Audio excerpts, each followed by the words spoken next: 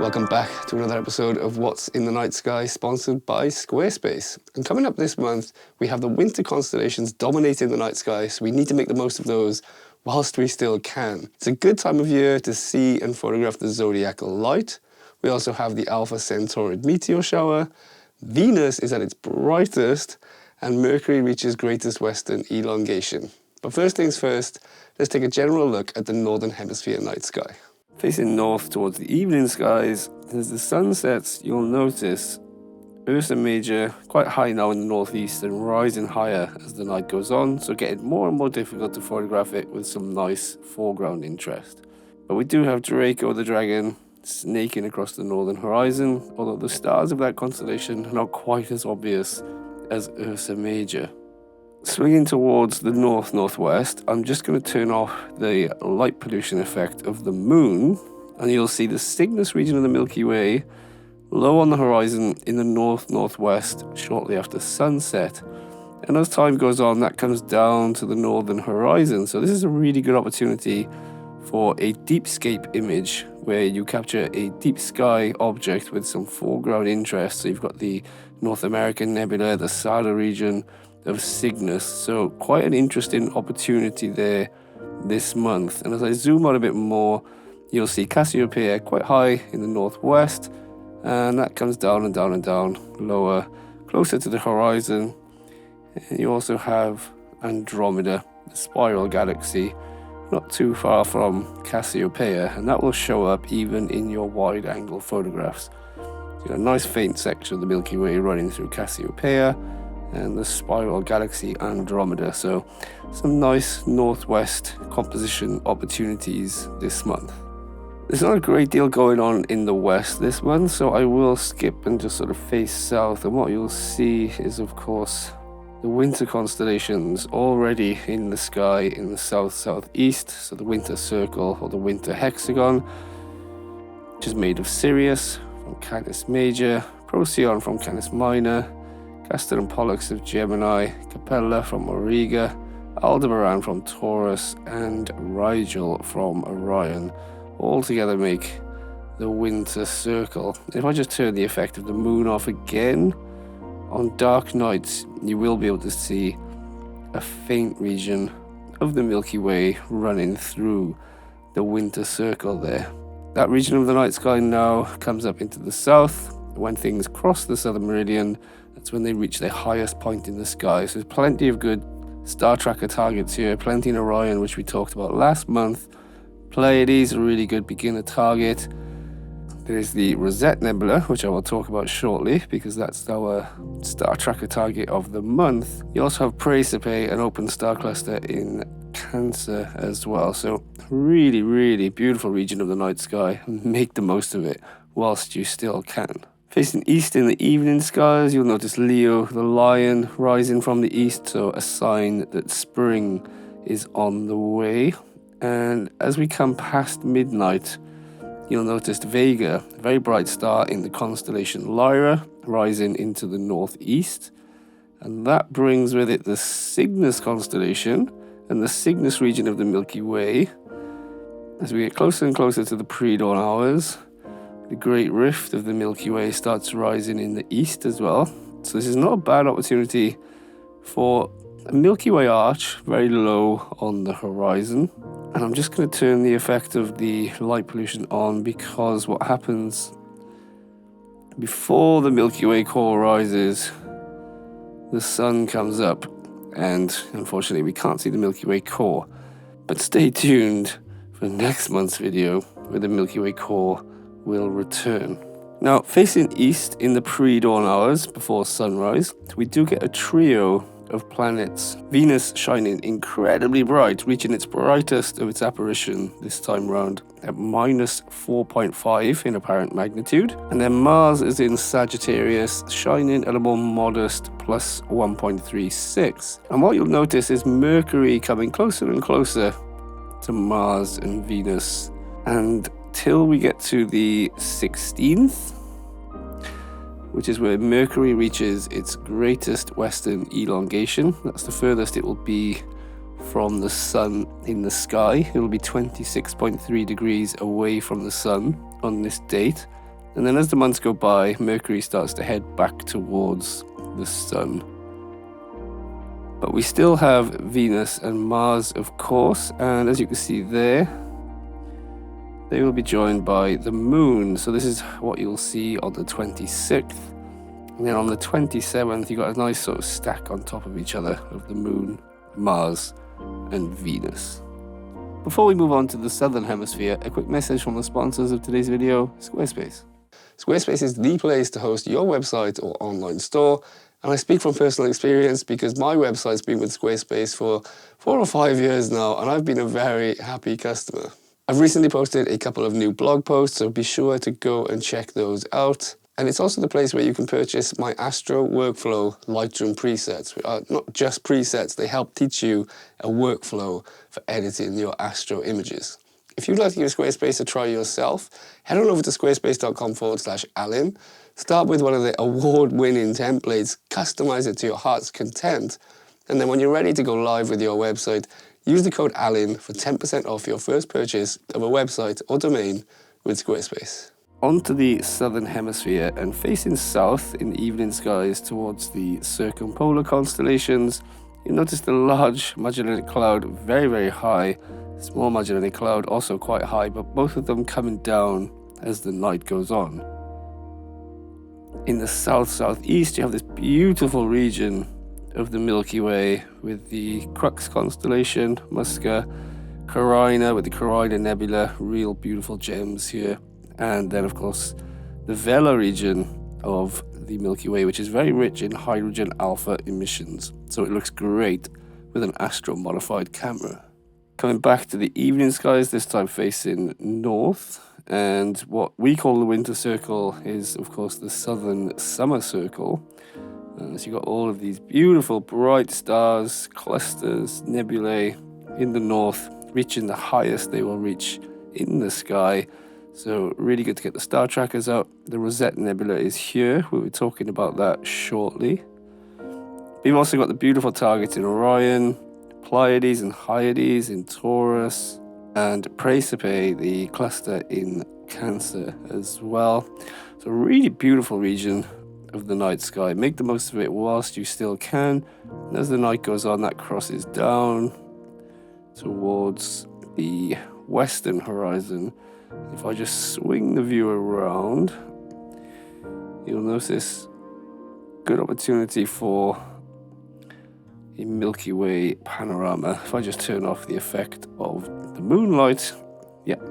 So facing south-southwest, real nice opportunity for a good Milky Way panorama with the Magellanic Clouds underneath the arch, the normal region of the Milky Way, all the way through the southern summer circle. It's a really, really nice opportunity. In the east, after midnight, you'll find the Milky Way core rising in the east. So those of you in the southern hemisphere, you get a 1 month head start on Milky Way core season. You get to see the core this month. And then in the morning twilight, facing east, you'll find a trio of planets: Mars, Venus, Mercury. Venus shining incredibly bright at minus 4.5, Mars at a more modest 1.36, and Mercury, the fast-moving messenger, you'll see climbs higher and higher towards Mars and Venus. And then on the 16th is when it's at its greatest western elongation. So its furthest it will be from the sun in the sky. And then after that, it sinks back down towards the sun. And as it does so, you'll notice Saturn rising and taking its place.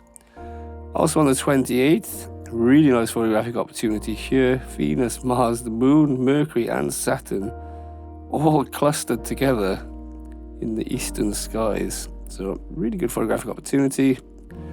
Day later on the 29th, the moon is a little bit lower. So you may be able to catch that incredibly thin moon along with the 4 planets as well. This month's star tracker target is the bright Rosette Nebula in the constellation Monoceros.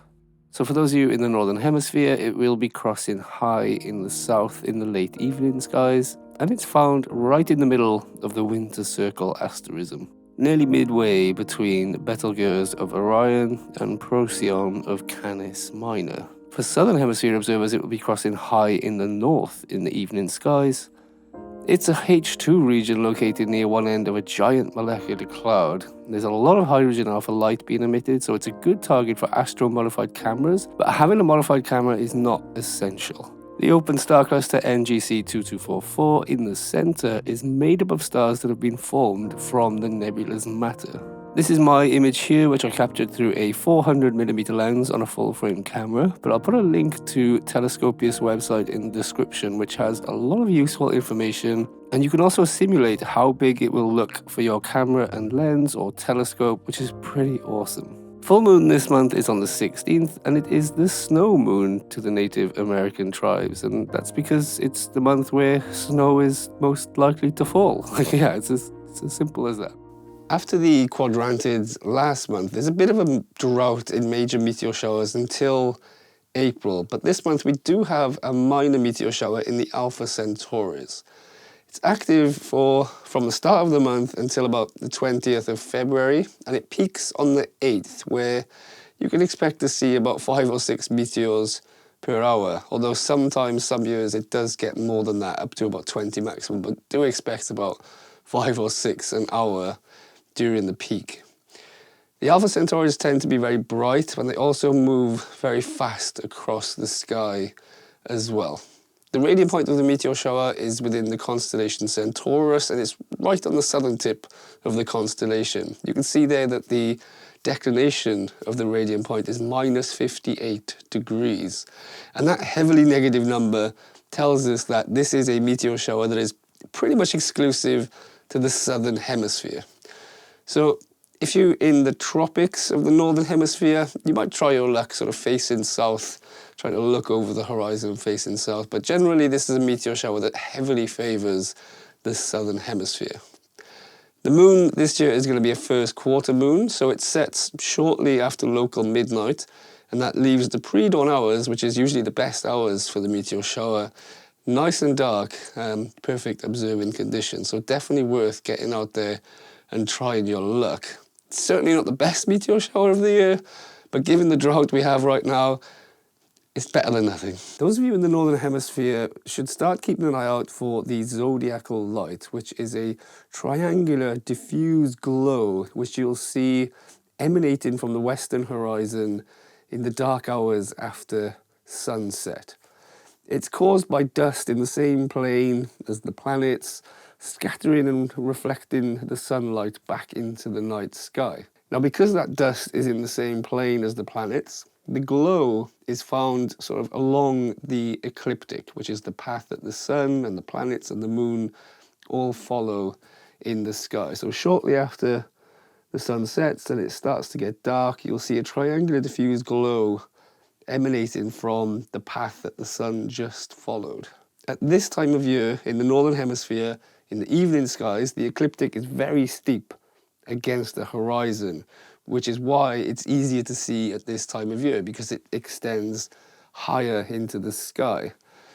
For those of you in the southern hemisphere, a lot of people in the southern hemisphere live quite close to the equator, so you get to see the zodiacal light pretty much all year round. However, during this time of year, it's best seen in the pre-dawn hours, so in the dark hours before sunrise. Again, the ecliptic will be very steep to the horizon, and the zodiacal light will climb very, very high in the sky. Now, it is a pretty faint glow, so you do need dark skies in the direction that you're going to be facing. And it lingers for about an hour or two in the darkness after sunset. But keep an eye out for this month. It's going to be better next month when we get closer to the equinox, so I'll talk about it again next month. But definitely worth getting out there this month and seeing if you can capture it.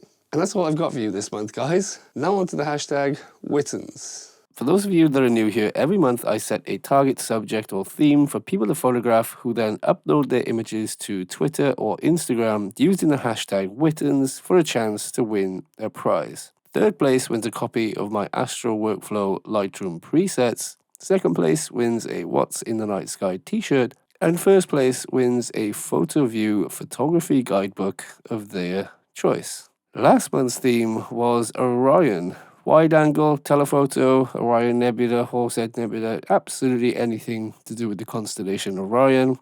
And this was the most difficult month I had picking a winner for a very long time. Do go and check out the images in the hashtag.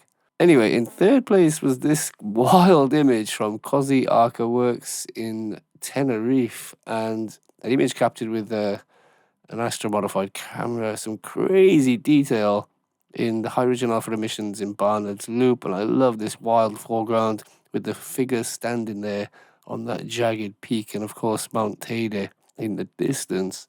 Just an absolute crazy image. I love this one, it really stood out. In second place was Constantine with this wide image of Orion's belt and the Orion Nebula, and just absolutely incredible detail in the interstellar dust clouds between the two, and beautiful star color being maintained. Lovely detail there, especially in the things like the little Horsehead Nebula just really pops out and stands out in the image, and just absolutely loved the processing on this one. But in first place was this very simple but stunning image taken from some sort of urban landscape somewhere, and I just love the soft sort of ethereal glow to this image. Orion really pops and stands out. You can see the difference in the star color, a little bit of the hydrogen alpha emissions in the Orion Nebula, and yeah, I love seeing people getting out in the city and doing astrophotography. You definitely get bonus points for that. So well done to Anders, and well done to everybody, and do go check out the hashtag because there were some amazing images entered last month. This month, there's not really a whole lot going on, so let's go for the moon, something that everybody can photograph, whether that's a telephoto shot, a telescope shot, or a wide-angle moonscape. Anything to do with the moon. So thanks for tuning in to another episode of What's in the Night Sky. Hit subscribe if you haven't already, and if you're going out to enjoy the night sky anytime soon, I wish you good luck in blue skies.